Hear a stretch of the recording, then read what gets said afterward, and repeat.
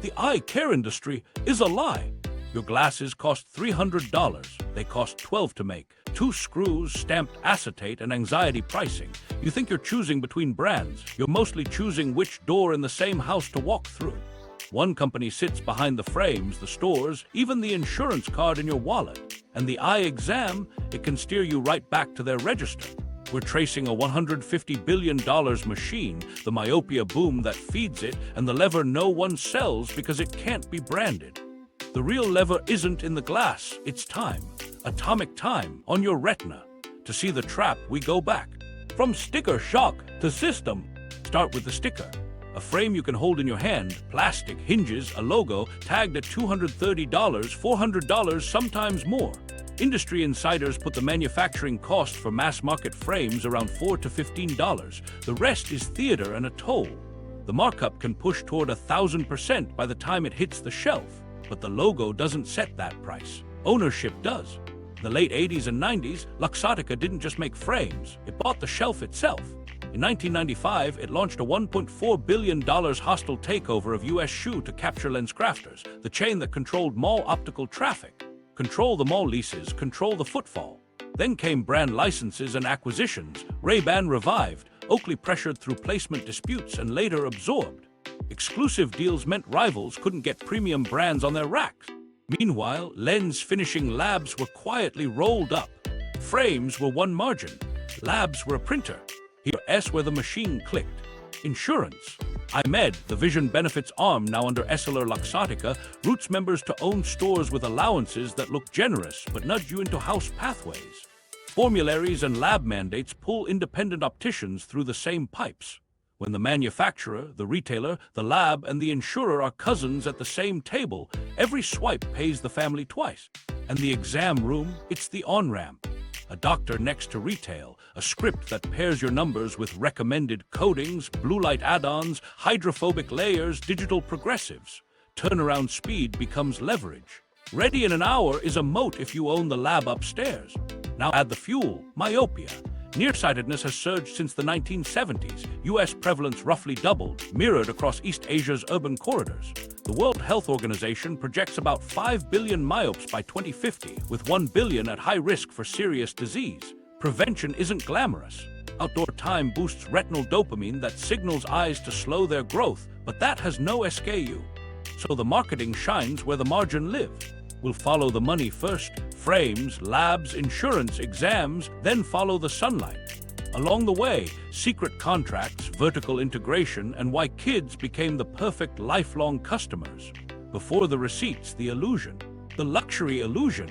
$5 versus $500. Started a display case. Soft lighting, brushed brass, a velvet tray. The associate lifts a pair of acetate frames like a jeweler handling a diamond. You feel the weight, the logo glints, the price tag blinks back, $395. You nod because you've seen this number enough times to accept it. But behind that glow, the math is blunt. Mass-produced acetate frames generally cost about $4 to $15 to manufacture. Hinges are pennies. Screws are fractions of pennies. The same factory can run the same acetate sheets and metal cores for a budget brand at kiosk level and a fashion label upstairs. What changes is the temple stamp, the license, and the story. Brand theater does the heavy lifting. A celebrity collaboration launch, limited drops, a heritage film about artisans in a sunlit workshop shaving acetate by hand. The boutique's fixtures mirror the campaign. Leather-bound lookbooks, museum stands, the only two left whisper. Scarcity isn't about production limits, it's about attention. The real scarcity is your confidence in walking away. Here's a micro story. A lab manager keeps 2 frames on his desk. Same material, same hinge, same factory. One is a no-name sold in a strip mall optical for $89. The other is a designer model in a downtown boutique for $420. Identical bill of materials, tolerances within the same millimeter range. The difference? A licensing agreement that costs the retailer a premium, and a marketing budget that threads through billboards, fashion shows, and influencer posts. One frame pays rent on a glass storefront. The other funds a logo in a music video. Wholesale to retail spreads follow habits more than necessity. In eyewear, Keystone pricing doubling wholesale for retail turns into Keystone on top of Keystone once coatings, warranties, and exclusive colorways enter the script. A frame that lands on a buyer's desk at $35 can become $200 without blinking. Add blue light filtering, anti-reflective and hydrophobic coatings, and you're comfortably past $300. None of those add-ons change the manufacturing reality much. Coatings are process steps and chemistry with tiny consumable costs relative to the ticket price. The margin isn't an accident, it's the plan. Licensing is the quiet multiplier. A fashion house doesn't build an eyewear factory. It hands the brand to a manufacturer that already owns the machines, the molds, and the distribution. The manufacturer pays to use the name, then prices the product to recover the fee plus margin across millions of units. That's why nearly identical silhouettes recur across labels each season. You're buying a story mapped onto a standard chassis. Display placement is another toll. Where a frame sits, eye-level end cap center tower often isn't merit, it's paid real estate within the store's planogram. When the manufacturer also owns the retailer, the planogram becomes internal politics. Which house brand gets the hero wall this quarter? Which license is due for a push because the agreement requires a sales floor presence? The shelf is editorial, and the editor sells ads to itself. Warranties and return policies aren't consumer gifts, they're margin insurance. A generous one-year warranty costs little when the cost of goods is single digits. It looks like service, it performs like risk management. If hinge fails, a no-question swap cements loyalty and protects the price ceiling you just accepted. Repairs become an upsell moment. While we have your lenses out, we can upgrade your coating to our premium stack. It really helps with screens. People often ask, but aren't premium frames higher quality? Sometimes, yes, hand-finished acetate, better polishing, tighter tolerances, titanium instead of base metal. But those inputs have limits. There's a ceiling to what screws and sheets can justify. The curve of cost versus price flattens fast, while the curve of perceived value rises with each layer of brand narrative. You're paying for the mirror you hold up to yourself as much as the thing that holds your lenses. And then comes the quiet part, the consistent, cross-brand sameness you start noticing once you look. The same hinge geometry rotates through labels. The same acetates, just in different color codes. The same lens shapes arrive across collections within months because trend forecasting feeds a common CAD library. The illusion doesn't break if the performance never falters. It only breaks when you see the backstage door. Walk back from the boutique to the kiosk. The kiosk has a sales rack, a clerk with a lanyard, fluorescent lights, and a stack of sunglass frames at $29. The boutique borrowed the kiosk's plastic and dressed it in a tuxedo. The tuxedo is expensive. The plastic is not. Now ask who decided all this. Not the fashion house alone. Not the mall alone. Ownership did. The illusion sits inside a larger design where the frame is just the bait. The real profit center turns on once the lenses enter the chat. The lab can turn a $5 frame into a $300 sale without breaking a sweat, and the insurer can make that price feel like a deal by calling your money an allowance. The luxury is curated. The margins are engineered. Logos don't set prices, owners do. So who owns the logos? Building the Cartel. 1980s, 1990s takeovers. The backstage door opens in Milan, early 80s. A frame maker with big ambitions looks at the shelf and realizes the shelf is the asset, not the acetate, not the screws. The place where hands reach and wallets open. While competitors chase licenses, Luxottica starts buying doors. Here's where it gets concrete. In 1995, Luxottica doesn't just court LensCrafters, it storms the castle. A $1.4 billion hostile takeover of U.S. Shoe, because U.S. Shoe owns LensCrafters, the optical chain sitting in the prime corner of America's malls. That deal isn't about shoes. It's about foot traffic controlled by lease agreements inked years in advance. With one transaction, the manufacturer owns the country's biggest eyewear storefront. Now think about what that flips on. Pricing, placement, and the subtle pressure of where you're allowed to look. Meanwhile, brand control shifts from wooing to writing contracts with a clock. Licensing becomes less about artistry and more about exclusivity clauses, minimum order volumes, and guaranteed floor space. If you want that hot designer label in your shop, you also take 3 sub-brands and an end cap commitment. Independents who say no watch the must-have releases skip their racks and land across the mall at a chain Luxottica owns. The shelf becomes pay-to-play, and the house collects rent from itself. Then comes the Ray-Ban pivot. A once mass-market name gets re-engineered with a luxury sheen. Pricing moves up, distribution tightens, and advertising reframes the past as timeless heritage. Sales rise not because the plastic changed, but because the gate did. Ray-Ban is proof that ownership can decide a brand's altitude. The Oakley lesson is sharper. Early 2000s, a pricing dispute. Oakley refuses to bend, Luxottica's Sunglass Hut pulls them from stores, and Oakley's stock takes a hit. Distribution pressure isn't a rumor, it's a lever. After the squeeze, Oakley gets acquired. One more rival turned into a house brand, one less voice that can say no. Parallel to retail and brands, the quiet roll-up hums in the background. Labs, not the big consumer-facing shops, but the engine rooms where lenses are surfaced, edged, and coated. Buy the labs and you don't just sell frames, you sell the high-margin part that justifies the whole ticket. If competitors' orders pass through your finishing lines, you don't need to crush them, you can simply set the terms that keep them small. Faster turnaround for owned stores, tighter windows for everyone else. Ready in an hour stops being a promise and starts being a gate you open only for your own. Control of mall leases rounds out the choke points. If you hold the master lease for the best corner in the shopping center and sublease to your own banners, you haven't just captured sales, you've starved independence of casual discovery. They're pushed to the margins, second floors, back corridors, while Sunglass Hut, LensCrafters, and Pearl Vision anchor the light. Customers believe they compared options across stores. They actually compared within a family. Licensing contracts lock the air above the shelf. Those agreements do more than slap logos on temples. They write distribution maps. Want Prada, you'll meet volume thresholds and accept placement dictates. Step outside the line, lose the label. And when the licensor and the retailer share a parent, compliance isn't negotiated at the counter. It's enforced upstream. What nobody saw while the headlines tracked takeovers was how each piece reinforced the next. Brands justify higher prices. Chains deliver predictable volume. Labs print margin with every coding cycle. Real estate guarantees visibility. Together, they erase friction. That's the point. If there's no friction between factory, floor, and finish, there's no room for a rival to wedge in. Here's a micro moment that explains the flywheel.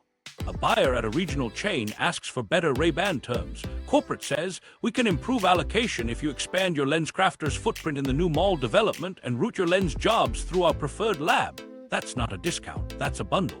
The buyer signs because the alternative is losing the brand that pulls people through the door. One concession becomes 3 revenue streams for the same parent.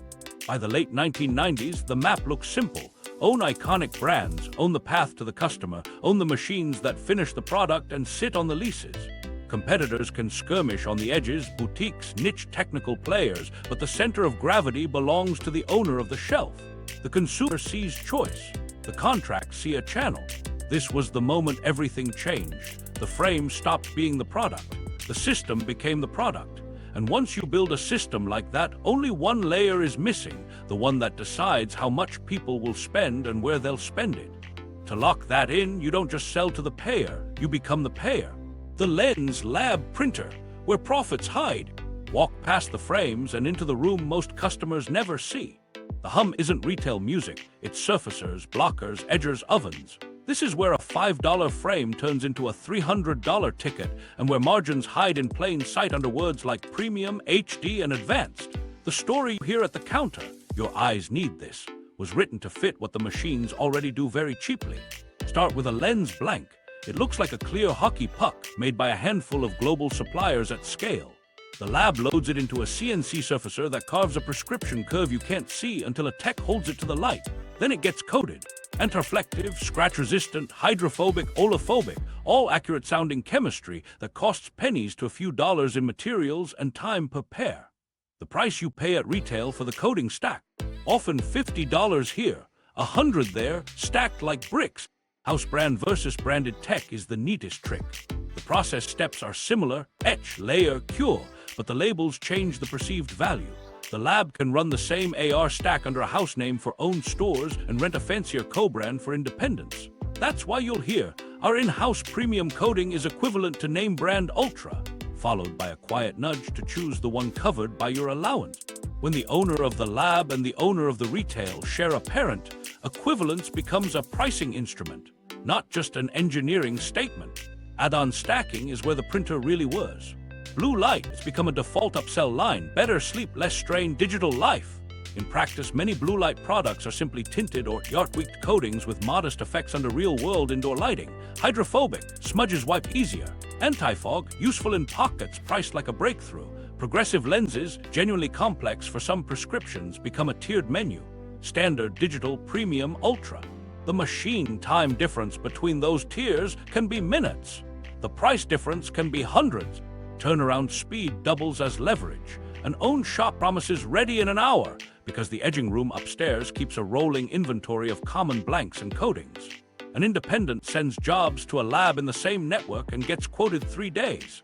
The machines didn't slow down for the independent. The queue did. Speed is a gate, and gates are valuable when you can open them only for yourself. Here's a micro story from a Tuesday morning. A parent orders lenses for a squirmy 8-year-old. The optician taps the screen. "We'll do premium AR, blue light, and hydrophobic. Trust me, kids need the durability." The parent nods. In the lab, the job card prints with 3 upcharges and 1 substrate polycarbonate. Material cost, low. Time on machine, under an hour total including cure. Retail delta, more than a week's groceries. The optician isn't lying about durability. The part left unsaid is how little those layers cost to apply at scale. Marketing calls coatings technology, but the most profitable line items are operational, not scientific. Breakage rates improve with in-house handling. Own the lab, reduce shipping, lower remakes. Returns, a lens remade in-house costs the system a few dollars and some queue time. That's why warranties look generous. The margin pays for them 10 times over. Offer a free remake within 30 days, and customers feel safe choosing the highest tier. Fear of buyer's remorse disappears. Average revenue per pair jumps. The lab's sales sheet to independents tells another story. Private label coatings that match the branded spec, but contracts that nudge volume into certain SKUs to keep per job pricing competitive. Sneak in a lab mandate through an insurance plan, say EyeMed's preferred partners, and suddenly an independent's choices narrow. The independent believes they're choosing the best chemistry for the patient. The contract quietly optimizes margin capture for the parent company. Then there's lens design branding. Freeform digital progressives sounds cutting edge, and some designs truly are more comfortable, but many differences live in software, how the corridor is mapped, where aberrations get pushed. Those maps are vendor IP, yes, but the production steps remain remarkably similar. Software licensing fees are real, so is the aura that lets a design leap 2 price tiers. Sell the algorithm, then sell the feeling that the algorithm rescued your vision from the old world. A common myth is that lenses are expensive because they're medical devices. They are custom and they do matter to your sight, but health status doesn't write the price, integration does. When the same group touches the blank, the coding, the edging, the retail, and the claim, it can set a price ceiling and then make every path lead there. Even discounts become theater. A coupon here, an insurance allowance there, and the final out-of-pocket sits neatly where the model predicts you won't revolt. Here is where independence struggles. An unaffiliated optician can source great lenses from a third-party lab at fair wholesale. But if their patients carry plans that penalize out-of-network fills, the optician faces a choice. Lose the sale or route the job through the plan's lab, often owned by a competitor. Either way, the parent company's machines hum. What nobody knew in the showroom was that the most technical room in the building is also the most profitable. It hums quietly because nobody needs to see it. You only need to believe that each tap on the upsell screen is a guardian angel for your eyes. The tech has value. The spread is the secret. And once the system learns to turn minutes of machine time into hundreds of dollars reliably, it looks for the last missing piece. A payer that blesses the stack, owning the insurance into the pay yourself twice. The last missing piece wasn't a better frame or a faster coater. It was the hand that decides which counter you stand at and what feels like a deal. That hand wears an insurance logo. In vision care, allowances don't just lower your price, they steer your feet. And when the plan and the store and the lab share a parent, every direction points home. Meet EyeMed.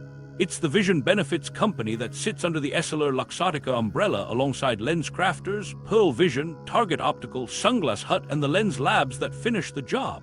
On paper, it's a network. In practice, it's a traffic system with lights timed for one avenue. Members think they're choosing among in-network options. The options often funnel to banners the parent already owns. That's not a glitch. It's the model.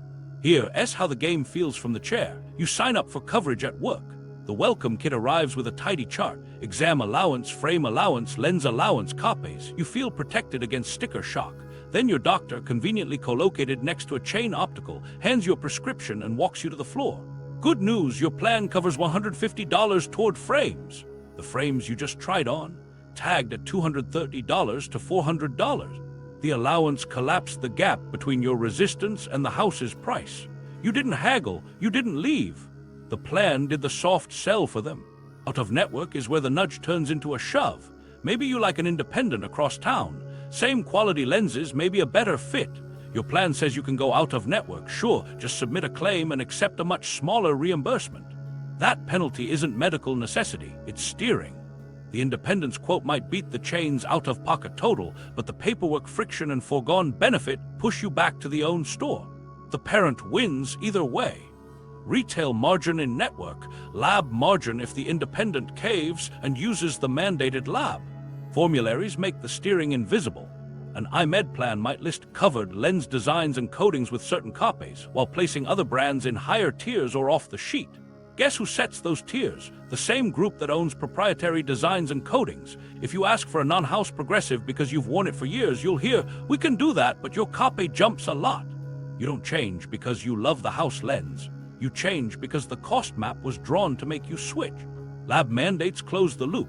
For many in-network providers, the contract requires routing lens orders through designated preferred labs. Those labs often sit inside the same corporate family. An independent optician who wants to serve EyeMed patients at competitive prices ends up sending jobs through the parent's lines. Even if that optician sources frames elsewhere, the parent captures the most profitable piece, the lens work, plus all the SKU data tied to that sale. Data is the currency nobody sees on the receipt. Claims data shows what you were prescribed, how often you buy, whether you lean toward premium coatings, whether you switch to contacts in summer, whether you redeem second pair deals. Pair that with point-of-sale data from owned stores and you get a buyer profile that can be priced to the ceiling you won't cross. Promotions stop being generic. They become surgical. 40% off frames this week for you, not because it's generous, but because the model knows you'll still bite on premium lenses at full freight. Here's a micro story. A software engineer with EyeMed coverage visits an in-network clinic for a routine exam. She prefers a boutique downtown, but the receptionist says, "Your best benefits apply here." On the floor, she picks a $310 frame. The associate taps the screen. "Your allowance is $150. Great pick." Then comes the menu. Standard AR included, but the work-from-home package adds blue light, hydrophobic, and anti-smudge for $120. Progressives, she's not there yet. Checkout total after plan, $278. She walks out feeling smart. She used her benefit. In the background, the lab prints margin, the retailer books the sale, the insurer processes the claim, and the parent company recognizes revenue on every rung. When the insurer and retailer are cousins, language gets careful. Allowance sounds like a gift. Exclusive network savings sounds protective. What it often means is that prices were set high enough for the allowance to feel like relief without threatening the average ticket. Even the eye exam becomes a routing tool. Free exam with purchase ties clinical care to retail conversion. Release of your prescription might be frictioned by verification timelines that happen to keep you shopping inside the same four walls while you wait. Regulators have looked occasionally. Antitrust headlines flare, settlements nibble at practices, structural separation rarely follows. Why? Because each piece inspected alone can be defended. Networks improve access, allowances reduce out-of-pocket, lab standards ensure quality, co-location is convenience. Only when you follow the loop, plan to exam to floor to lab to claim, do you see how many times the same ledger gets paid. There is a perfectly fair version of vision benefits, transparent reimbursements, true portability of prescriptions and pupillary distance, no lab mandates, equal in network terms for independence. That version doesn't maximize pay yourself twice. The current version often does. And once a system learns to monetize your benefit card as a steering wheel, it's hard to pry their hands off it. With the money loop closed, the exam room takes on a new role. It's not just clinical care. It's the script that justifies every upsell the system already knows you'll accept. The exam room. Diagnosis as a sales funnel. The door closes with a soft click and suddenly it's quiet. Charts on the wall, a glowing autorefractor, a chair that reclines with a practiced hiss. You're here for health, but the room is wired for conversion. Not by a villain in a white coat, by a system that rewards velocity, not curiosity. 15 minutes from hello to will get you taken care of out front. Vertical optometry is the blueprint. The doctor's name on the door, the retailer's logo on the floor, a shared target in the software. If you complete the journey, exam, frames, lenses, checkout, in one visit, the system wins on labor, on lab routing, on insurance capture. If you walk out with only a prescription, the funnel leaked. Watch how the script runs. Protest, puff of air, retinal photo, autorefractor spits out a starting number. In the chair, the ritual begins, one or two or three tiny wins of clarity that feel like progress. Meanwhile, a templated recommendation set sits in the EHR. Given your screen use, I recommend anti-reflective with blue light and hydrophobic. Your plan covers standard. Premium is a small upgrade. It's subtle. Clinical facts braided with retail tears. Free exam with purchase is the softest tether. The promise sounds generous, but it rearranges incentives. The practice needs retail conversion to float the exam cost. Staff learn the beats, mention the plan allowance early, steer to frames that make the allowance feel small, bundle codings into a narrative about digital life. None of it is a lie, all of it is design. Here's a 12-minute micro-story. A college student books a same-day slot. The exam confirms a slight bump in myopia, -1/4 diopter. The doctor mentions eye strain and suggests upgrading to our premium digital lenses. Out front, the associate preselects a $259 frame. Your $150 allowance applies. The menu appears. Standard AR included, blue light and hydrophobic together for $99. High definition progressives grayed out as not needed yet, which makes today's upsell feel prudent, not pushy. Swipe, sign, done. Clinical care was real, so was the choreography. Prescription release rules can add friction.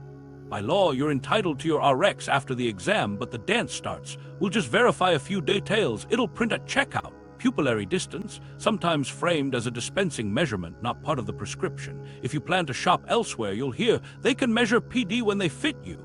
Translation: stay in the funnel long enough to fall in love with something on our wall. Lens recommendations ride house guidelines. A chain's playbook might say, for adults under 40, default to polycarbonate or high index at certain powers. Add AR to every order. Position blue light as a lifestyle baseline. For kids, emphasize durability and scratch warranty. When the insurer is in the family, those defaults map neatly onto covered SKUs and preferred labs. The associate isn't reading a margin chart. They're following a care path that happens to be profitable. Contacts are the quiet subscription. Fit today, rebate tomorrow, annual supply discount if you buy a year right now. Boxes arrive in opaque private label packaging that hides the original manufacturer.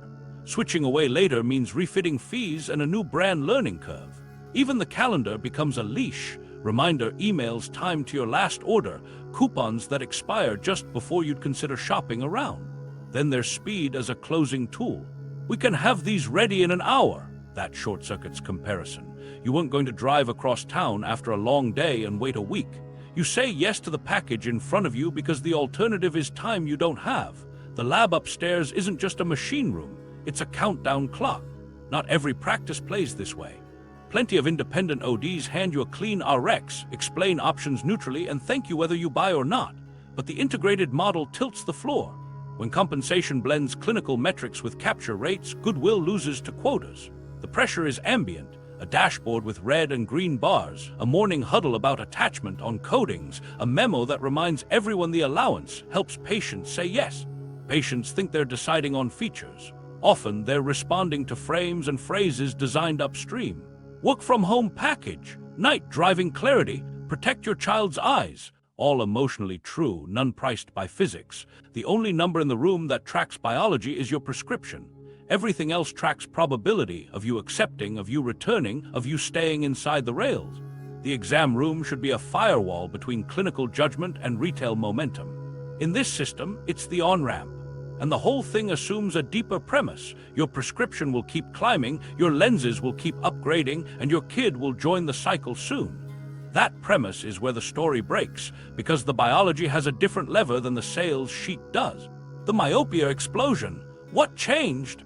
Here's the premise the sales script never questions. Every year your vision creeps worse. Stronger lenses forever. But step outside the showroom and the chart looks like a lifestyle story, not destiny.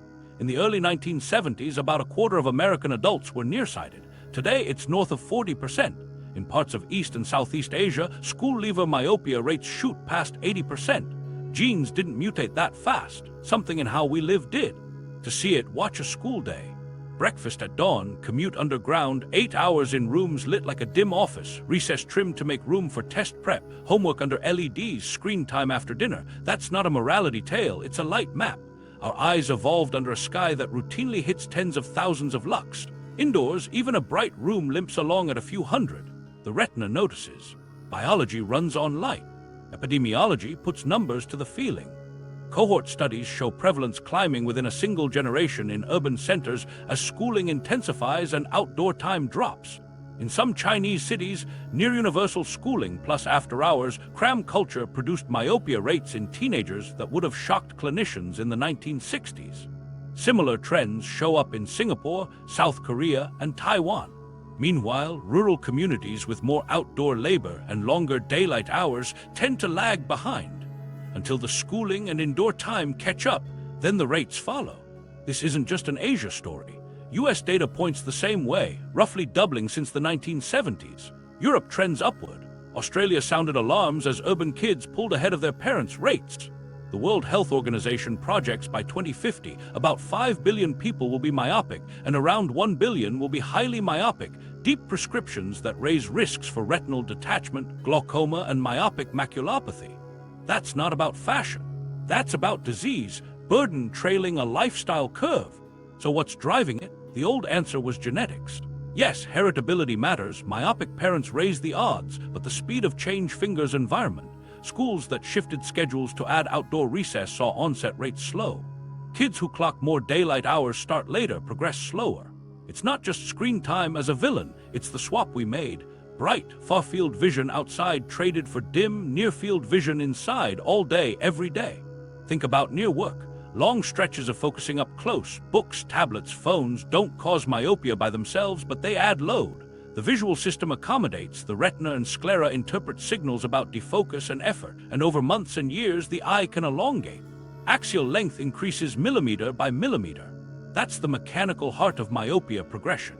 It's not your lenses getting lazy, it's your globe growing. Here, where the biology gets specific and surprisingly hopeful. Bright outdoor light seems to trigger dopamine release in the retina. Dopamine acts like a local messenger that tells the eye to hold growth in check. Indoors, the light levels often aren't high enough to trip that response meaningfully. Put kids outside for 1 to 2 hours a day, actual daylight, not through a window, and the odds of developing myopia drop. It doesn't prevent every case, it moves the curve. Meanwhile, industry messaging veers elsewhere. Fashion, blue light as a catch-all boogeyman, new lens designs and coatings framed as protective. Some of those tools help with comfort and can slow progression in specific ways, more on that later, but none replace the physics of photons hitting the retina at outdoor intensities. There's no SKU for sunlight. There is a business in assuming you won't change your day. A micro moment from a school that tried. Administrators in a dense city district carved out 2 longer outdoor breaks daily and opened a courtyard for homework in the afternoon. No LED upgrades, no fancy curriculum, just time outside. Over 3 years, the rate of new myopia diagnoses in their youngest grades eased compared to nearby schools that kept the old schedule. Not a miracle, a slope change. That's what population health looks like. Boring, cheap, effective. Parents feel trapped between doom and purchase. Get stronger glasses versus buy this new premium lens. The untold third option is habit. Push homework to a sunlit window. Weekend hours at a park instead of another hour under lamps. Bigger text, farther distance, timed breaks for near work. None of that kills reading. It balances the load your child's eyes carry. Here's the hard part the cartel doesn't have to say out loud. A later onset and slower progression in kids means fewer lens changes, fewer emergency jumps to high index, fewer contact subscriptions started in middle school, fewer specialty upsells at panic moments. Prevention steals future revenue. So prevention gets framed as an accessory, not a policy. Notice what's missing from the billboard. 2 hours outside daily. No margin in that sentence. No copay code. No celebrity collab. But if you map the dollars behind the counter to the biology in the retina, the lever is obvious. The explosion of myopia wasn't a mystery gene. It was a dimmer switch on childhood. Turn it back up and the curve bends. Sunlight, dopamine, and eye growth. To understand why outdoor time bends the curve, you have to meet the messenger inside the eye. Bright light floods the retina and kicks off a chemical note, dopamine. Not the feel-good buzz you get from a like on your phone, but a local signal in retinal cells that tells the growing eye, hold steady. When that note plays often enough, axial elongation, the slow stretching that drives myopia, slows down. When the note is faint because light is dim and near work dominates, the growth signal runs louder. Here's the catch most parents don't hear. Indoor brightness, even in a well-lit classroom or living room, sits in the hundreds of lux. Midday shade outdoors can hit tens of thousands. That's not a small gap, it's orders of magnitude. The retina isn't fooled by LEDs, it evolved for a sky. Studies that track kids over years keep finding the same thing. 1 to 2 hours outside daily shifts the odds. Onset gets pushed later. Progression slows. It's not a cure, it's a throttle. Mechanism-wise, think about defocus and effort too. Near work loads the accommodation system, tiny muscles adjusting the lens inside your eye to keep close text sharp. Prolong that load without breaks and you stack signals that say, we're living up close now. The tissues that determine eye length, sclera, choroid, adapt to those signals over time. Outdoor vision flips the script. Far-field focus, high luminance, richer contrast edges, more frequent gaze shifts. The chemical environment changes. Dopamine isn't alone. Nitric oxide and other transmitters play roles. But dopamine is the banner headline. Brightness intensity matters. You can't fake it with a bright desk lamp. Classroom lighting upgrades help with comfort and visibility, but they've never matched the protective effect of daylight exposure. Even window light loses power fast. Glass attenuates and the spectrum shifts. The 2 hours shorthand isn't magical. It's just a practical way to guarantee the retina sees enough photons at the right intensity to send the hold steady message most days. Accommodation lag ties into this. When kids stare at near targets for long spells, some develop a slight mismatch between where they focus and where the image lands sharply on the retina. That lag creates hyperopic defocus in the periphery. Edges blur just enough to feed a growth cue. Outdoor viewing reduces that lag because tasks are farther and focus fluctuates naturally. Inside, you have to force the fluctuation with breaks and distance. Here's a schoolyard micro-story. A principal in a dense district kept hearing about blue light from parents. Instead of buying branded glasses for kids, the school carved 20 minutes from afternoon test prep and pushed it outside.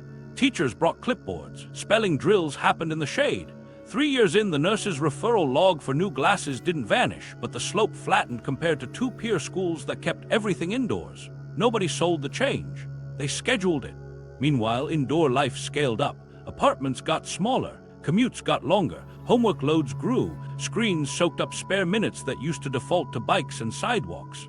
If you plot a child's week as a light map, outdoor spikes shrink to weekends and short recesses. Biologically, that's a ration. Economically, it's a pipeline of future prescriptions arriving on schedule. So what do you do without turning childhood into a study? You tweak the defaults. Morning sunlight counts, so walk the first or last block to school if you can. At home, push reading to a balcony, a stoop, a patch of backyard. For near work, use bigger text, hold it farther and set a timer. Every 20 minutes, 20 seconds of looking across the room, then back. Coaches can keep warm-ups outside even if practice moves into a gym. Teachers can crack doors to courtyards for quiet reading time. It's not about outlawing books or phones. It's about buying the retina an honest signal. For kids already myopic, the same physics still helps. Outdoor time won't reverse elongation, but it tends to slow the next millimeter. Pair it with evidence-based tools, low-dose atropine, orthokeratology, or specialized defocus manipulating spectacle lenses, and you stack small breaks that add up. We'll get into those tools soon. The point now is that none of them erase the need for photons. They complement it. Why doesn't this message headline every campaign? Because daylight has no SKU and no trademark. You can't ring it up.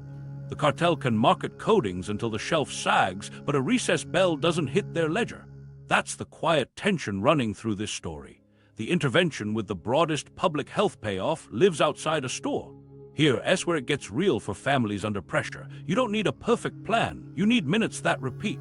2 hours sounds big until you break it down. 40 minutes at lunch and recess, 20 minutes before dinner outside, a weekend soccer game, a dog walk. Stitch it together across a week, and the retina hears the note often enough to matter. The signal is free. The habit is the price. And for anyone still hearing, screens cause myopia. Swap the headline, dim, near, long, make it bright, far, often. The chemistry is already waiting in your child's eyes. Designing lifetime spend.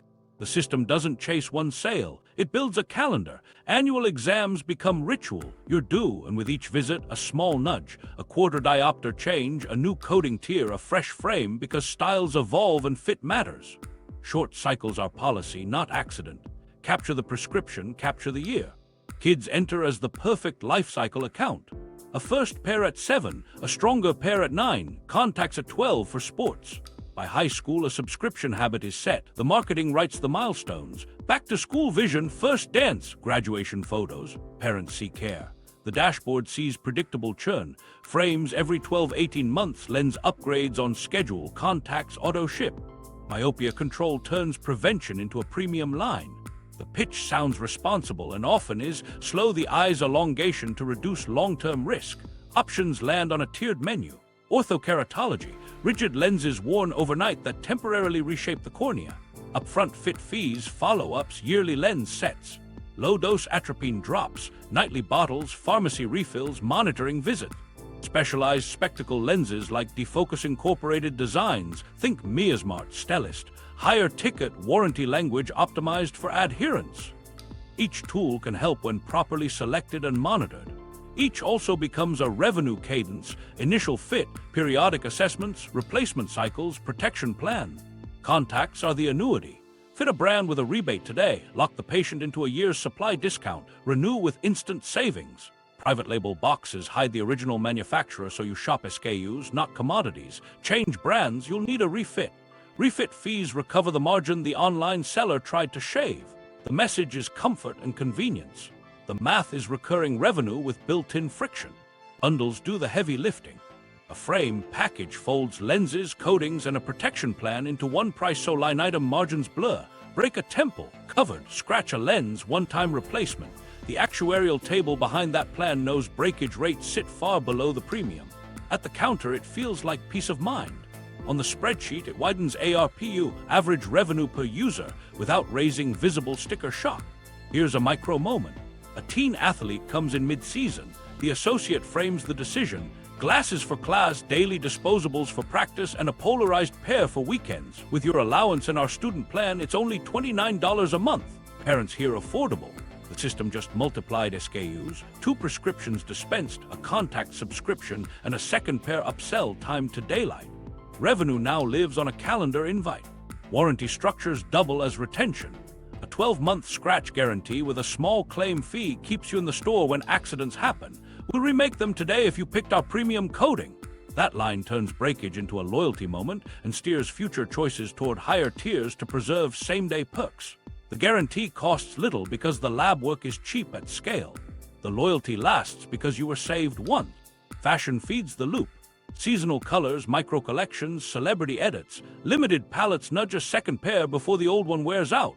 Kids move from bright acetates to muted metals just as adolescence hits. The wall reflects their identity shift right on schedule. The model counts on it. Marketing positions puberty as the switch to contacts, freedom, confidence, sports, while the second pair becomes backup at a discount. 2 lanes, 1 account. Even repairs are monetized without feeling like it. Nose pads replaced for free. Hinges tensioned as a courtesy, then a quiet suggestion. These frames have seen a lot. Our new titanium line is lighter and tougher. Fix builds goodwill. Goodwill opens the door. If you decline, no harm. If you accept, the plan worked. Behind the scenes, cadence is king. Reminder emails hit at 11 months. Your benefits reset soon. Texts arrive before holidays. Second pair sale for members. The insurer's clock syncs with the retailer's calendar, and the lab schedules capacity for the surge. Your benefit functions as a use it or lose it coupon. Not using it feels like waste. Using it feels like savings. Either way, the path leads to the same register. Myopia control clinics add structure on top of structure. Quarterly axial length checks justify follow-ups. Progress charts in cozy fonts show tenths of a millimeter as victories. They are victories. Keeping a child out of high myopia matters, but each dot on the graph is also a build visit, a renewal, a reason to stay within the program another year. Responsible care can still live in a profitable cage. The trick is aligning the cage door with the child's interest, not the SKUs. For adults, the treadmill smooths into routine. Workplace screens fuel the digital package. Night driving becomes the anti-glare pro story. Vacation season unlocks polarized sun lenses with prescriptions. The bundle logic stays. One pair for office, one for weekends, maybe a blue light clip that fits seamlessly. If you're a contact wearer, they'll suggest a new spectacle pair because your eyes need the break. True and profitable. None of this requires deceit.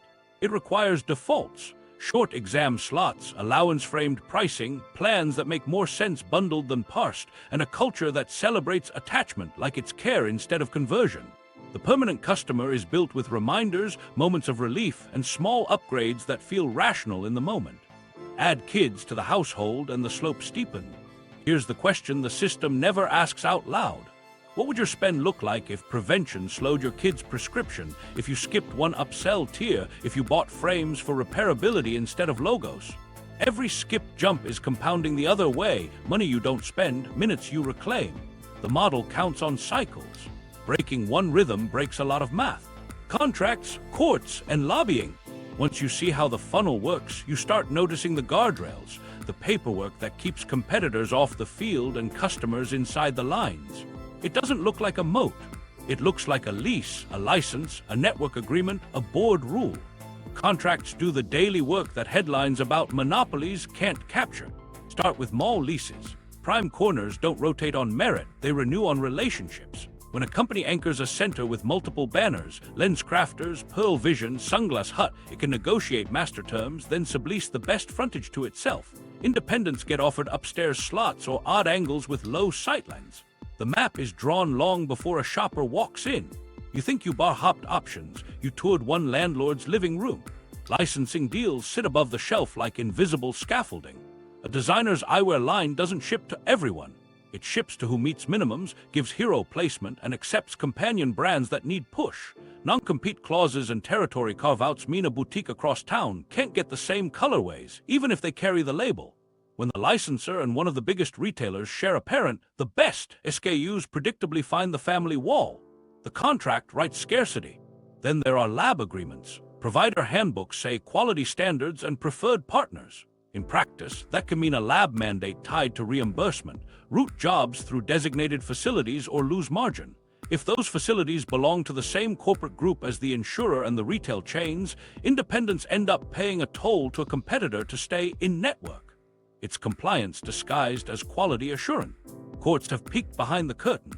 Antitrust lawsuits have alleged that a vertically integrated giant used EyeMed's network power and retail footprint to fix or stabilize prices, steer patients, and lock in lab use to its advantage. Plaintiffs describe how exclusive arrangements and reimbursement designs box out rivals and inflate consumer costs. The company denies wrongdoing. Litigation winds its way forward. Regulators, too, have raised eyebrows over time, merger reviews, questions about market share in corrective lenses and retail locations. But remedies tend to be behavioral promises, not breakups. Vertical integration gets framed as efficiency. Look at state boards for a quieter kind of control. Rules about when and how prescriptions must be released vary. Some states require immediate handover, others allow administrative lag. Pupillary distance, PD, often gets treated as a dispensing measurement instead of part of the prescription. That distinction matters online. If you can't easily get PD, you'll struggle to order glasses elsewhere. Who influences those norms? Professional associations, sure. Also, lobbyists who understand how a missing number preserves capture. Teleoptometry became a battleground. During the pandemic, remote refractions and online renewals surged. Established players warned about safety and standards. Some concerns are real. Not every eye issue shows up in a refraction, but safety can double as strategy. Delay the acceptance of remote tools and you buy time for brick-and-mortar funnels to resume full speed. Push for rules that require in-person PD measurements or limit remote prescription renewals. And you keep the on-ramp tied to retail co-location. Online lens sales face other soft barriers. Verification slow walks, doctor consultation required, tags that aren't illegal but add friction, UPP, unilateral pricing policies, around contacts that keep advertised prices in a tight band. A manufacturer can say, we don't coordinate retailers, while setting a floor that makes real discounting costly. Combine that with rebates that only apply in office, and you watch shoppers drift back to the counter they just left. On the federal level, the eyeglass and contact lens rules exist for portability. The FTC's contact lens rule requires prescribers to release prescriptions and get signed acknowledgments. The eyeglass rule update pushes similar compliance. Enforcement letters go out, fines happen, but the day-to-day is the dance. We'll print it at checkout. We'll call to verify. PD is measured during dispensing. Each small pause keeps more people in the funnel just long enough to say yes. Internationally, the playbook travels. In Europe and parts of Asia, the same parent company stitches brands, labs, and retail. Competition laws differ, but the structure rhymes. Anchor stores, licensing power, insurance, or affinity programs that look like benefits and function like steering. Local challengers pop up, direct-to-consumer frames, online exams, but run into the same data gates and placement droughts that slowed U.S. disruptors. Here's a micro-story from a landlord's office. A developer plans a new lifestyle center. An anchor optical chain offers a package, multiple banners, long-term leases, coordinated marketing. The developer says yes, vacancy risk plummets. An independent later asks for space. The only slot left is near the loading dock. They pass. The center opens with choice, but the choice was settled in a conference room a year earlier. Occasionally, cracks show. State attorneys general probe steering, class actions name names, journalists tally market share across frames, lenses, retail, and insurance. Public pressure sparks promises, clearer RX release, fair access to networks, transparency on add-ons. Some improvements stick. The main engine hums on. Why? Because contracts outlast headlines and the moat isn't one wall. It's layers. Leases, licenses, lab mandates, reimbursement tiers, board rules, and a lobbying cadence that keeps the language of quality and access wrapped around control and capture. Breaking that pattern won't start with a courtroom alone. It starts where rules are written, school boards for sunlight, state houses for prescription portability and PD release, procurement desks that stop trading visibility for vertical locks. The system protects itself on paper. So does freedom to walk out with your data, your light, and your money still in your pocket. Disruption attempts, and why they stall. Every moat invites a raft builder. The first big raft looked like a website with a home try-on box. Warby Parker didn't buy leases first, it bought attention. 5 frames shipped to your door, pick one, send back. Lenses included at a flat price that undercut mall math. The story wasn't luxury, it was clarity. No velvet trays, just a clean interface and a number you could explain to your roommate. It worked up to the edge of the lab. Early on, Warby outsourced much of the lens work and ran into the same choke points as independents, turnaround speed, complex prescriptions, codings that behaved differently across vendors. They sprinted to build their own finishing capacity and opened boutiques to handle fits and PDs at scale. Each brick softened the price gap and increased overhead. The disruptor started to look like a mini vertical, because the system punishes anyone who doesn't own at least part of the pipeline. Online contacts took a different shot, make the recurring thing cheaper. Cart RX verification boxes at the door. The incumbents answered with UPP, unilateral pricing policies and rebates that only redeemed in office. The shelf price across retailers snapped to a narrow band, and the deal moved to the checkout where your exam just happened. Even when courts and regulators prodded, enforcement lag and manufacturer leverage kept floors sticky. You could still save online, but the savings shrank and the friction grew. Brand substitutions blocked, verification slow-walked, refit fees if you switched SKUs.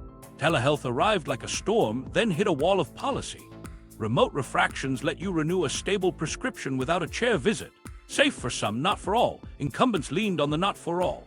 State boards issued guidance. Pilot programs got boxed into narrow lanes. PD remained fenced as a dispensing measurement. The narrative focused on missed pathology, real risks, while ignoring blended models that pair remote checks with periodic comprehensive exam. Time bought is time used. Each month of delay keeps collocated funnels intact. There's an analogy people love from jewelry, lab-grown diamonds. Make the core cheaper with tech, shatter the mystique. In eyewear, the lab-grown equivalent isn't acetate. It's data, PD, segment heights, wrap angles, the precise frame geometry to cut lenses that sit right on your face. If that data stays locked inside retail software and insurer portals, the lab-grown saving never reaches you. New entrants can sell $95 frames all day. The moment they need your exact numbers, the gatekeeper matters more than the sticker. Private equity tried a different angle. If you can't beat the vertical, copy it faster. OD practices rolled up under banners, regional labs acquired, platform companies assembled that promise efficiency and exit multiples. Patients see fresh paint and iPads. Under the hood, the logic matches the incumbent. Contract with payers, standardize lens menus, negotiate better lab terms by steering volume. It's disruption as mirror, new owners, old gravity. A handful of indie labs fought with service. They answered phones, fixed tough progressives, matched branded AR with private label stacks, and turned jobs in days. They won hearts, then lost contracts when insurers tightened lab lists. Some survived by specializing, safety eyewear, niche sports optics, high wrap, and by courting cash-pay customers who valued fit and craft over allowances. It works, but it doesn't dent the mainstream because the mainstream follows benefits, not blogs. Here's a micro moment from a startup pitch. Two founders show a headset that measures PD, pantoscopic tilt, vertex distance, clean data in 5 minutes at home. The demo sings, then a question: how will you get prescriptions and pass-through reimbursement? Silence, then a pivot to direct pay. Investors nod politely. Without payer rails or retailer cooperation, the tool becomes an add-on for enthusiasts, not an exit ramp for families with allowances and deadline. So what would real disruption need? 3 prongs: portability, a rule with teeth that makes PD and key fit parameters part of every prescription instantly released. Interoperability, lab networks that accept open design files the way printers accept PDFs with no brand penalty and reimbursement. Incentives, benefits that pay the same dollar value cash or in network, so steering dies and price competition returns. Tech can ride on top of those rails. Without them, it's novelty. Until then, the system edits challengers into its own story. Direct-to-consumer brands open stores and build labs. Online contacts live under price floors and rebate walls. Telehealth ends up as a feeder, not a breaker. Private equity scales the very shape it claimed to disrupt. The moat isn't just width, it's paperwork depth and habit hype. Still, cracks exist where families step through. Cash exams at independence, PD measured and handed over without a sigh. Indie labs that ship great lenses when you bring real numbers. Schools that trade one worksheet for 20 minutes of sun. None of that makes a headline. It makes a dent. And enough dents can start to look like daylight. What actually works for kids? Prevention, not panic. Start with the lever nobody's selling: daylight minutes. The simplest target that keeps showing up in study after study is boring and powerful. Get children outside 1 to 2 hours a day, not behind glass, real sky. It pushes back myopia onset and slows the slope after it starts. You don't need perfect streaks, you need repetition. Think of it like brushing teeth for eyes, daily, mundane, protective. Schools are the biggest switchboard. Administrators control the schedule that decides whether a child sees 10,000 lux at lunch or 200 under fluorescence. Districts that extended outdoor recess and opened courtyards for reading blocks saw fewer new myopia diagnoses over a few years compared with peers that kept kids indoors. That's policy, not a purchase. Principals can do this tomorrow. Protect morning and midday outdoor blocks, move quiet work into shaded courtyards, and treat recess as curriculum for vision health, not a luxury. At home, change the defaults without turning evenings into battles. Push homework to the brightest spot you have: porch, balcony, near an open door. Bump text size on devices, increase viewing distance, and angle screens to reduce squinting. Use the 20-20-20 rhythm for near work. Every 20 minutes, 20 seconds looking across the room, 20 feet or more. It interrupts accommodation load and buys the retina a reset. For reading marathons, insert chapter breaks outside, even if it's a lap around the block. Device rules shouldn't be puritanical, they should be bright biased. Morning screen time near a window beats late night scrolling in bed. If a child games, move the setup closer to daylight and farther from the face. Weekend routines are the quiet win: sports, bikes, unstructured outside play. It's not about banning near work. It's about trading some dim, near, long for bright, far, often. When myopia starts, stack evidence-based breaks. Low-dose atropine, usually 0.01% to 0.05%, has been shown in multiple trials to slow axial elongation in many children. It's a nightly drop, typically well tolerated, with light sensitivity and near blur as the main watch-outs at higher doses. It requires monitoring and a clinician who understands dosing adjustments and tapering. It doesn't fix vision. It slows the mechanical stretch that pushes prescriptions upward. Orthokeratology, rigid lenses worn overnight that temporarily reshape the cornea, can slow progression for many kids while giving clear daytime vision. It needs meticulous hygiene, a careful fit, and steady follow-up to manage infection risk. For the right families, it's both lifestyle-friendly and effective. The upfront cost and recurring lens set surprise parents. The true price is attention and clean routine. Specialty spectacle lenses engineered to create myopic defocus in the periphery. Brands like Miasmart or Stellist offer another lever. They look like normal glasses, wear all day, and shift retinal signaling just enough to slow axial growth in a chunk of kids compared with standard single-vision lenses. Fit matters. Consistent wear matters. Warranty language can sound like magic. Expectations should stay grounded, slowing, not stopping. Combine, don't chase miracles. Outdoor time stays in the plan no matter which clinical tool you pick. Low-dose atropine plus daylight plus near-work hygiene is a common, sensible stack. Ortho-K pairs well with outdoor routines and school schedules. Defocus spectacle lenses help when contacts aren't a fit or families want a lower friction option. The goal is millimeters saved over years, not a dramatic flip. Set a follow-up cadence that tracks the thing that matters, axial length. If your clinic only quotes diopters, ask about axial measurements every 6 to 12 months. Growth in millimeters tells you whether the plan is working sooner than waiting for diopters to jump. Celebrate tenths saved. They matter to future risk. Cost and risk deserve a straight conversation. Atropine means pharmacy refills and visits. Ortho-K demands discipline and carries infection risk if hygiene slips. Defocus spectacles cost more than standard lenses and can smudge the budget. None of these guarantee uniform results. They shift probabilities. Ask your OD or pediatric ophthalmologist for their data, expected effect sizes, side effects, and how they adjust when progression continues. Build the household playbook so prevention doesn't depend on one parent's memory. Write the weekly daylight plan on the fridge, recess counts but backstop it. A walk before dinner, outdoor reading after snack, weekend sport. Set device timers that prompt breaks automatically. Move lamps and desks to maximize daytime brightness. Keep a sunglass habit for glare, not as an indoor crutch. Loop the school in. Share a one-page note with teachers about daylight and near-work breaks. Ask if your child can read in the courtyard on sunny days. Volunteer to supervise outdoor spelling drills. A small chorus of parents can shift a schedule faster than a lone request. The cheapest intervention needs a bell, not a brochure. Watch for red flags that deserve medical escalation. Fast jumps in prescription over consecutive visits, close reading distance that won't stretch even with bigger text, headaches that cluster around near work, one eye lagging, or any flashes, floaters, or curtain-like shadows. Those last ones need urgent care. Myopia control isn't a substitute for comprehensive eye health. Most of all, keep panic out of the room. You're changing slopes, not destinies.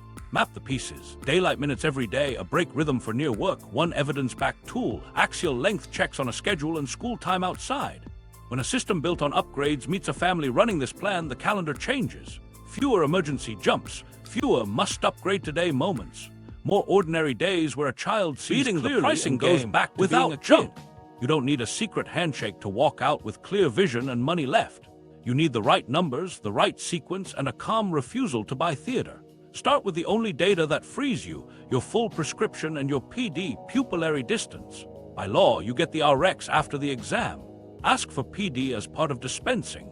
Many independents will measure and share it if you're clear you're shopping elsewhere. If they won't, a reliable PD ruler or phone-based tool can get you close for single vision. For progressives, pay a shop that will measure properly and release the numbers. Separate the exam from retail. Cash for a clean, unhurried exam at an independent OD often runs less than what you save, getting a free exam tied to a high-ticket checkout. Tell them up front you're paying for the exam only. Good clinics respect that boundary. You'll feel the relief instantly. No allowance script, no bundle pressure, just clinical advice. Now frames, ignore logos. Hunt materials and repairability. Look for acetate you can heat and adjust, stainless or titanium with standard hinge screws and nose pads you can replace. Ask, can you get temples and pads for this in a year? If the answer is no, keep walking. Independent boutiques often carry well-made, unlicensed frames priced fairly. Online, stick to sellers who list exact dimensions, hinge type, and return windows that let you test fit without games. Lenses are where the fat hides. You don't need every coating stack. Baseline, good anti-reflective and hard coat. Hydrophobic is nice to have if you work outdoors or hate smudges. Blue light, skip the panic pitch. If screen comfort is an issue, a quality AR with mild blue attenuation is enough. You don't need neon tints or sleep promises. High index only makes sense at stronger powers. Ask your OD where weight and edge thickness justify it. Digital and ultra labels can be software tiers, not miracles. For single vision, reputable house lenses from a quality lab perform great. For progressives, ask for known, well-reviewed designs and match them with a shop that nails measurements, not just marketing. Where to buy lenses? If your PD and fit parameters are solid, independent labs and reputable online optics can deliver top-tier results for a fraction of the mall total. Read their lens catalogs, not just splash pages. Call and ask which AR stack they stand behind for scratch resistance and easy clean. If they can explain remake policies without scripts, you found adults. Use your insurance like a coupon, not a leash. Do the math 3 ways: in-network at a chain, in-network at an independent, and out-of-network cash with reimbursement. An out-of-network claim plus fair-priced lenses often beats the allowance game, especially when chains steer you into premium tiers to use benefits. EyeMed and similar plans penalize out-of-network on paper. Sometimes the total still drops when you buy Sanity instead of bundle. Time is leverage. Don't buy on exam day if the pressure is thick. Take your RX, step outside, price frames and lenses calmly, then decide. Even ready in an hour loses power when you already own a backup pair from last year's smart buy. Keep a serviceable spare so rush fees and convenience pitches bounce off. Learn to spot price theater. Was $499, now $199. Attached to private label frames is a script, so is free second pair when the first pair carried the margin for both. Flip the math. Ask for line items. If they won't print them, you've got your answer. Here's a micro run that works. Cash exam at an independent, $85. Mid-range acetate frame from a boutique brand with spare parts, $140. Lenses from a trusted online lab. Single vision poly with premium AR, $80. Or quality progressive with a proven design and AR, $180, $260. Shipping and a small fee to have a local shop adjust the fit, $20. Total, $325, $505 all in, without paying for blue light theater or stacked pro packages. If you carry insurance, submit your out-of-network claim and let the reimbursement land later. No allowances steering your choices. No lab mandate tolls hiding in the receipt. Finally, build your own warranty. Store your RX, PD, frame model, and lens order specs in a note on your phone. Buy a tiny repair kit and an extra set of nose pads. Clean lenses with lukewarm water, a drop of dish soap, and a microfiber. Skip paper towels and mystery sprays. Most protection plans assume you won't do these things. Do them, and you'll skip a tier every year without feeling deprived. You don't have to fight the system to win. You just have to step around its choreography, carry your data, and spend on physics, not theater. Data is the real Monocle, how they see you. You saw the codings, the checkout, the allowance. What you didn't see was the shadow receipt.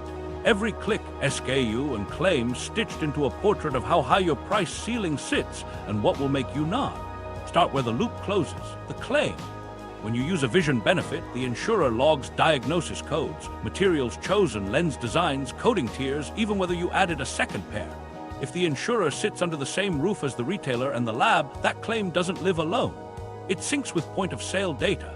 Which frame wall you browsed, what promo you redeemed, the timestamp that says you're a lunch break shopper who hates waiting. Add lab data, material, base curve, remake flags, and the system knows what you tolerate and where you flinch. Promotions stop being seasonals and start being surgical. If your history shows you always accept premium AR but bulk at high index, your inbox gets 40% off frames this week and silence about index. If you're a contact wearer who still buys a new spectacle pair every other year, you'll see a backup pair event exactly at month 22. This isn't guesswork. It's A/B tests running on millions of transactions until the pattern snaps into place. Loyalty programs sweeten the tracking. Points accrue on add-ons, multipliers kick in for second pairs, early access unlocks member colorways, the pitch is status, the function is tagging. Cross-brand IDs glue it all together, so a purchase at a sunglass banner pings the profile built at a prescription banner. You think you're shopping across choices, the database knows you never left. Even repairs tell a story. Nose pad swaps and tune-ups get logged as service touches. Frequent adjustments on a heavy frame translate into a spring promotion for lighter titanium targeted at you, not the zip code. Accept once and the algorithm learns, weight moves you. Expect a nudge toward high index next time, wrapped as slimmer edges to match the feel you like. Insurance portals add behavioral color. Log in late at night to check benefits. Expect offers that lean into convenience, hour turnaround, same-day exam, use out-of-network reimbursement forms. The next cycle may feature an extra in-network frame allowance just large enough to reel you back. None of this is fraudulent. It's optimization with more context than you realized you gave. Here's a micro story. A dad buys mid-tier lenses every year but never upgrades frames. His kid's chart shows fast myopia progression and a recent start on low-dose atropine. The household profile triggers a bundle: family vision plan, kids myopia package plus parents digital lens upgrade, save $120. The words feel protective. The database is testing whether cross-selling on pediatric fear unlocks an adult upsell. Data also enforces the moat. Lab mandates inside benefits aren't just about routing orders, they're about keeping SKU-level visibility in the family. If an independent fills your lenses through the preferred lab, the parent company still learns what design you wore, whether the AR came back scratched, how often you remake. That insight feeds product roadmaps and pricing ladders you'll see a year later as new tiers. Privacy policies disclose categories of data, partners, and purposes. Buried in the legalese are carve-outs for service providers, affiliates, and marketing that make family sharing legal and routine. Opt-outs exist but default to in. Turning them off usually means clicking through nested dashboards across retailer, insurer, and brand accounts. 3 places, 3 settings, and a confirmation email you'll miss. Can you go dim on this radar? Not perfectly, but you can blur the outline. Pay cash for exams at independents and decline loyalty sign-ups. Ask for printed line items and skip email receipts. Use out-of-network reimbursement on paper instead of portal uploads that tie your retail choices back to the insurer in real time. Buy frames from vendors that don't cross-tag across banners. When you do use benefits, aim them at the exam and basic lenses, not the stackable add-ons that scream signal. The bigger fix is policy. Make pupillary distance and key fit parameters part of every prescription by rule, instantly released without portal hoops. Require vision benefits to pay the same dollar value regardless of where you buy, cash or network, so steering loses power and transaction data stops being a weapon. And make lab networks accept open, auditable specs so design names can't masquerade as quality gate. The system doesn't need to hide prices when it already knows your cliff. That's what the Monocle sees. Not just what you bought, but why you bought it, and what story will make you do it again. A brief timeline, from workshop to empire. Start at a workbench. Early 20th century opticians heat acetate over candles, bend temples by hand, and fit lenses ground in back rooms. Frames are tools, not status. After the war, brands arrived. Hollywood sells silhouettes. A logo slides onto a hinge and price follows. Retail windows turn into tiny theaters. The idea lands. Eyewear can be fashion with a prescription tucked inside. 3 decades later, the roll-up era starts. In the 1980s and 1990s, acquisitions stack like dominoes. Licenses for designer names, distribution contracts, then retail footprints. The pivotal move in the US comes in 1995. A $1.4 billion hostile takeover of US shoe to seize LensCrafters. Control the counter, control the choice. Shelf space turns into a private highway for house brands and licensed label. Meanwhile, labs shift from craft to CNC. Surfacing rooms hum, anti-reflective chambers get branded. The lens becomes a menu. In the early 200s, a pricing standoff with Oakley shows how leverage works. Drop them from Sunglass Hut, watch the stock sag, then later bring the brand inside the family. Signal received across the industry. Placement is power. Through the 2000s, the net widens. More chains, more licenses, more lab capacity. Insurance enters the chat. EyeMed grows into a benefits gatekeeper that shares DNA with the retailers and the labs. Allowances steer feet. Lab mandates steer orders. Data stitches it all together. Then the mega merge. In the late 2010s, Essilor, lens titan, joins Luxottica, frame and retail giant, to form Essilor Luxottica. Under one roof, Ray-Ban and Oakley, LensCrafters and Pearl, proprietary lenses and coatings, plus EyeMed's network. Vertical becomes a circle. The 2020s bring 2 pressures, a myopia boom and online skirmishes. Telehealth flares, then gets fenced. Direct-to-consumer brands open stores and build labs drawn into the same gravity. Who projections hang over everything, billions myopic by 205, a billion high myopes at risk. The empire tightens moats with contracts and data while parents look for daylight, literally. The workshop never vanished. It just moved upstairs behind tinted glass. The hidden lever, time in light. We opened a lot of loops, prices, contracts, insurance, gymnastics, but the quiet hinge of this whole story still isn't on a shelf. It's on a clock, time in light. The cheapest intervention has no barcode, yet it sits upstream of the entire machine because it changes how many times you'll ever need to walk into that store.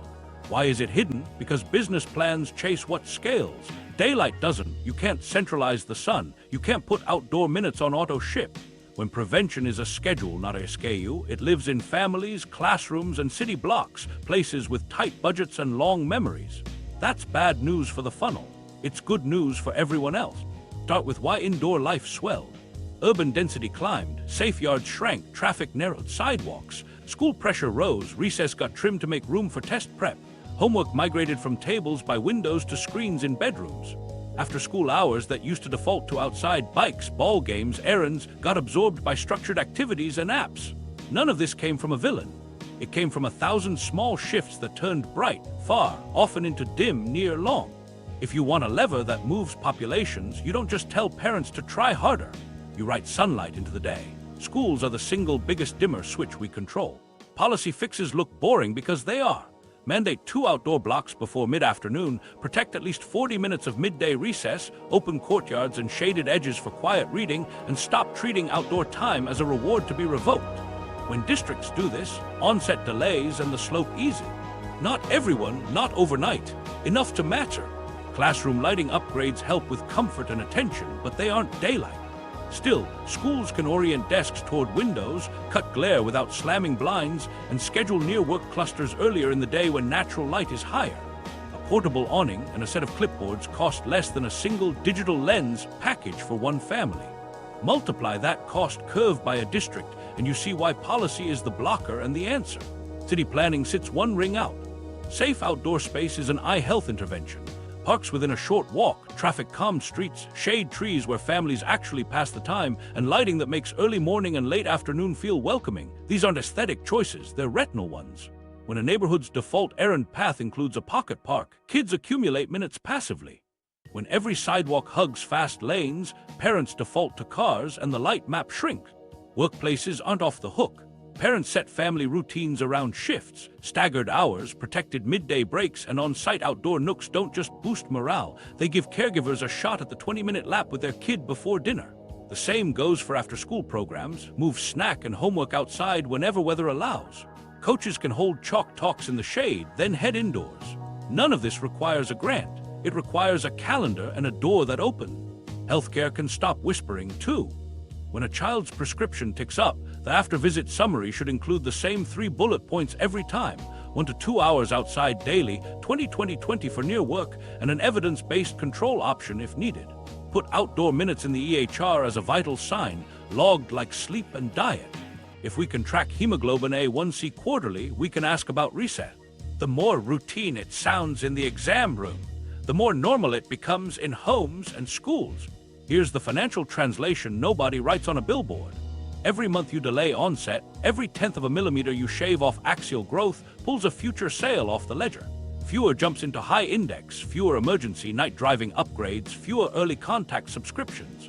Prevention is compound interest in reverse, money you don't spend, clinical risk you don't accrue. For an industry that lives on cycles, that's a threat. For households and health systems, it's a dividend. What about places where weather fights you? Shade counts, clouds count. Even indirect daylight pounds indoor illumination. Cold days need coats, not permission.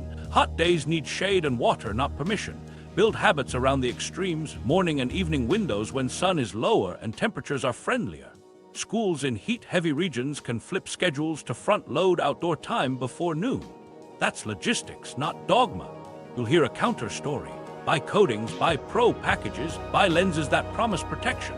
Some of those tools have roles for comfort and in certain designs for slowing progression. Keep what's true and drop what's theater. The physics hasn't moved. Dopamine signaling rides on photons at intensities you don't get from overheads.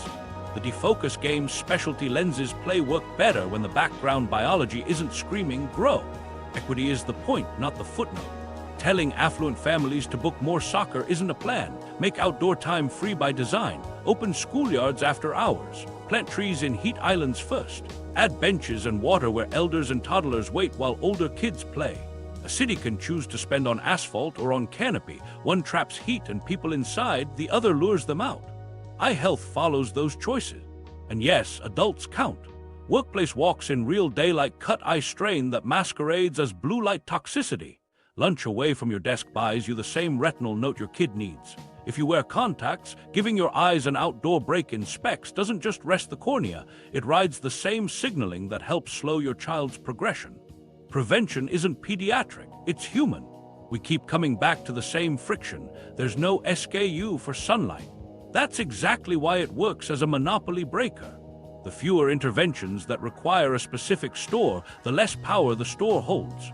Put minutes back under the sky and you starve the parts of the machine that feed on predictable upgrades. So write it where it can't be quietly ignored. School handbooks, PTO agendas, city council minutes, clinic checklists, family calendars. If a district can align buses to bell times, it can align recess to midday light. If a parent can manage homework apps, they can set a timer that dumps everyone on the stoop for 10 minutes. Boring beats branding. Repetition beats retail. The eye care industry built an empire on the assumption that you'd keep living indoors and solving the consequences at a counter. The hidden lever says you don't have to. The sun is free. The schedule is yours. And every minute you protect outside is a tiny act of antitrust. 2050, written in photons half instead the world of law. In glasses. Walk the calendar forward. By 2050, the World Health Organization projects about 5 billion myopes, half the planet, with roughly 1 billion pushed into high myopia. That last number isn't a trivia fact, it's a risk pool. High myopia raises the odds of retinal detachment, glaucoma, and myopic maculopathy. Think of it as a silent shift from I need glasses to I'm living closer to vision-threatening disease. Regionally, the surge won't land evenly. East and Southeast Asia already carry staggering rates in teens. Those cohorts age into the 203s and 204s with elongated eyes that won't shrink. Urban corridors in China, South Korea, Singapore, and Taiwan will shoulder much of the early burden, but North America and Europe are hardly insulated. U.S. prevalence has already doubled since the 197s, and urbanization trends keep grinding. Australia and parts of the Middle East have flagged similar curves in city centers. Wherever indoor academic pressure, dense housing, and screen-saturated leisure cluster, the graph tilts the same way. Follow the money and the picture widens. Productivity dips when a workforce needs constant correction and periodic medical interventions. More missed work for eye appointments, more post-op recovery days after retinal tears, more cautious driving, more accidents when night vision falters. It's not apocalyptic, it's attrition. Small frictions at scale add up. Employers pay through absenteeism and disability. Families pay in time, travel, and vigilance. Healthcare systems feel it next. High myopia raises lifetime surveillance, more dilated exams, more OCT scans, more referrals. Clinics get busier, not just with prescriptions, but with monitoring for the complications that follow elongated eyes. Retinal specialists see fuller calendars. Surgical suites prepare for more vitrectomies and detachments. Public payers in countries with national health systems absorb the cost. Private insurers spread it across premium. Either way, the bill lands upstream of the optical counter. Then there's the paradox in the market. An industry built on annualized upgrades and recurring revenue will see top-line growth from a world that needs more lenses, more specialty products, more procedures. The sicker the base, the healthier the balance sheet, unless prevention blunts the slope. That's the perverse incentive humming under the projections. The cheapest intervention, outdoor time and simple policy, steals future revenue, while the costliest responses, medicalized fixes for advanced complications, grow margins. Without guardrails, the path of least resistance is obvious. Household budgets become the front line. A kid who starts myopia early and races toward high prescriptions can pass through multiple high-index lenses, contact subscriptions, specialty defocus spectacles, or orthokeratology fits, each sensible in context, each stacking cost. Add low-dose atropine drops and the check-ins they require, then multiply by siblings. Families start juggling allowances, member discounts, and reimbursement schedules as if they're hedge funds managing cash flow. Underneath the spreadsheets is worry. about long-term risk, about doing right by a child's eyes, about the moment a routine refraction turns into a referral. Now map inequity onto that. Affluent districts can mandate recess, plant shade, and hire aides to move reading blocks outside. They can pay for ortho-K, try atropine, and buy specialty lenses without blinking. Low-income neighborhoods, often heat islands with fewer parks and tighter schedules, face more indoor time by default and less flexibility to chase premium treatments. If the curve bends only where money is, we'll watch the burden stratify. Higher disease risk clustered in the very places with the least access to retinal specialists and the hardest commutes to comprehensive clinics. Policy choices will determine how fair the next 30 years feel. Schools can write sunlight into bell schedules. Cities can fund shade trees and open play streets, starting where asphalt and heat are thickest. Health agencies can train clinicians to treat daylight minutes like a vital sign and to offer prevention first, premium later. Regulators can lock prescription portability into habit, PD and fit data released with every exam, so price literacy spreads and families can choose where to spend on what actually helps. Vision benefits can be rebuilt to pay a fixed cash value anywhere, not just inside a specific funnel, decoupling care from capture. Clinically, we'll need scale and sanity. Axial length measurement should become routine in pediatric care where myopia is rising, not an add-on at boutique clinics. Clear triage between kids who need comprehensive pathology checks and those who can safely use remote refractions between in-person exams could free chairs for the complex cases that will multiply. Evidence-based protocols for atropine dosing and tapering, ortho-K hygiene and follow-up, and defocus spectacle wear, all standardized and communicated without upsell fog, can keep families in the lane that fits them best. Industry has a choice, too. Lean further into short-cycle monetization or help design a market that prizes long-term vision health and earns money on craft, fit, and fair tech instead of engineered churn. There's profit in being the lab or clinic that families trust with millimeter-level honesty and simple pricing, in the retailer that repairs instead of replaces by default, in the insurer that funds prevention because it lowers catastrophic claims a decade later. The margins look different quarter to quarter. The goodwill lasts. If none of that moves, we get the default. 5 billion prescriptions by mid-century and 1 billion high myopes threaded through waiting rooms built for a smaller load. Clinics stretched, families paying more for less calm, and a marketplace that keeps telling a boutique story while managing a public health problem. But we've met the lever already. The same daylight minutes that shift onset and slow progression can shave future cases off those projections if we build them into normal life. The same prescription portability that breaks price theater can pull households out of debt spirals.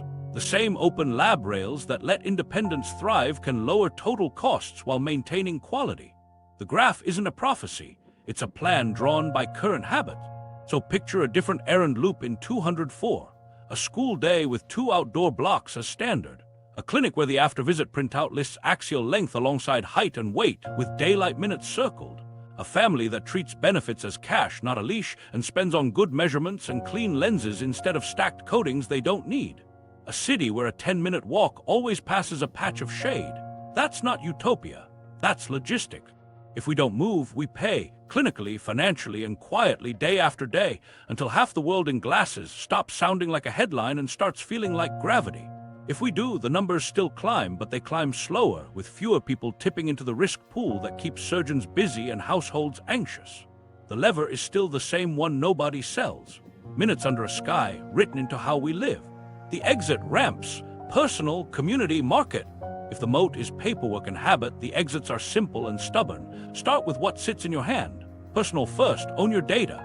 Leave every exam with your prescription, pupillary distance, and any fit measurements they'll give, segment, height, frame, model, even vertex distance if you're a progressive wearer. Store it in your notes. Ask calmly once. If you get friction, pay a shop that measures and releases. You're buying freedom, not just numbers. Build a prevention routine that runs without willpower. Daylight minutes on the family calendar. A standing walk before dinner, homework at the brightest spot in the house. The 20-20-20 rhythm baked into device timers. Set it once and let the clock do the nagging. The goal isn't heroics, it's defaults that survive busy weeks. Get price literate. Separate exam from retail, cash exams at independents, shop lenses with real quotes. Decide before you sit down which add-ons you'll consider. Solid anti-reflective and hard coat, high index only when power justifies it. Everything else waits unless a specific need is clear. Take your time. If the counter script leans hard, step outside. Urgency is a tactic, not a health need. Keep a backup pair in a drawer. The moment you're not beholden to ready in an hour, you regain leverage. A spare turns breakage into an errand, not a crisis. It also means you can wait for a fair lab instead of paying rush fees wrapped in member pricing. Teach kids the why, not a lecture, one sentence, bright, far, often. Let them on the timer that starts the outdoor block. Give them a cheap pedometer or light meter app if they like gadgets. Habit sticks when it feels like theirs, not yours. Now widen the circle. Community is where small acts scale. At school, daylight is policy. Ask your principal, how many minutes do kids spend outside between 10 a.m. and 2 p.m.? Bring a one-page brief to the PTO, 1 to 2 outdoor blocks, reading in shaded courtyards, a recess that can't be revoked. Offer to help supervise. If budgets are tight, raise funds for shade sales and clipboards before iPad carts. Administrators will listen when parents show up with a plan that doesn't break classrooms. Push for outdoor access after hours. Unlocked schoolyards turn neighborhoods into light maps that work. City parks departments respond to usage. Show up, then ask for more benches and trees where families linger. If your block is a heat island, organize for canopy first there. Trees are eye health infrastructure disguised as shade. Clinics can shift tone with consistency. If you're a clinician, print daylight minutes on after-visit summaries. Ask about outdoor time as a vital sign. Release PD and prescription without size. Offer a straight, tiered lens menu with a plain English. Most people do fine with this option. Track axial length for pediatric myopes and explain effect sizes with humility, not hype. You'll keep families longer by making the plan feel sane. Then the market. Support independents who separate care from capture. Pay for exams and measurements, buy frames and lenses where the math works. When you do spend, reward shops and labs that post clear pricing, carry repairable frames, and stand behind a few good AR stacks without 50 tiers. Leave a review that praises transparency, not theatrics. That's the currency honest players need. Advocate for portability. At the state level, ask legislators to make PD and basic fit parameters part of every prescription, released instantly. Support updates to eyeglass rules that put teeth into compliance and fine games around later or PD at dispensing only. Push boards to accept telerefraction for stable adults between comprehensive exams, so chair time goes to kids and complex cases, not routine renewal. Kill steering with simple math. Vision benefits should pay a fixed cash value anywhere, network or not, so families can pick clinics and labs on quality and price, not allowances and maze-like rebates. That single change blunts the in-network only funnel and forces real competition on lenses and coatings. You can say you want markets, then build rails that let them work. Open the lab rails. If you're a policymaker, nudge insurers to accept open, auditable lens designs and measurements so independents can route work to any qualified lab without reimbursement penalties. That turns preferred from a cudgel into a true choice based on service and quality. When the design file can travel, price discovery follows. Data deserves daylight, too. Opt-out should be an off switch, not a scavenger hunt across retailer, insurer, and brand portals. Ask for unified privacy dashboards and plain language policies that stop cross-brand tracking without your say-so. As a customer, decline loyalty programs that tie discounts to data. Ask for the same price without the tag. Enough no's change promos. If you lead a benefits plan at work, pilot a stipend model. A flat dollar amount per member per year that can be spent anywhere on exams and lenses, with cash incentives for prevention, documented outdoor school blocks, axial length tracking for pediatric myopes, and honest pricing from partner clinics. You'll likely save against high myopia complications years out, and you'll free your employees from a funnel. Tech can help when it rides the right rails. Support tools that capture PD and fit at home and export clean specs you can take anywhere. Reward retailers that accept those files without refit fees designed to erase the savings. If you build tech, design for interoperability first. A clever headset that measures pantoscopic tilt means less if the only lab that can use the file is owned by the counter you are trying to avoid. Exit ramps don't look glamorous. They look like a printed RX, a recess bell, a tree on a hot block, a lab that answers the phone, a benefit that pays cash, and a clinic that respects minutes under a sky as much as millimeters on a chart. Take the personal steps, then plug them into community and market rails that make the sane path the easy one. That's how you starve a monopoly without waiting for a gavel. The fix isn't hiding in a coding, it's in daylight and data you can carry out the door. Want practical steps and the receipts to cut your optical bill without junk upsells? Watch the next deep dive where we blueprint a real buying plan and show the math. Subscribe for more untold stories the industry hopes you never connect.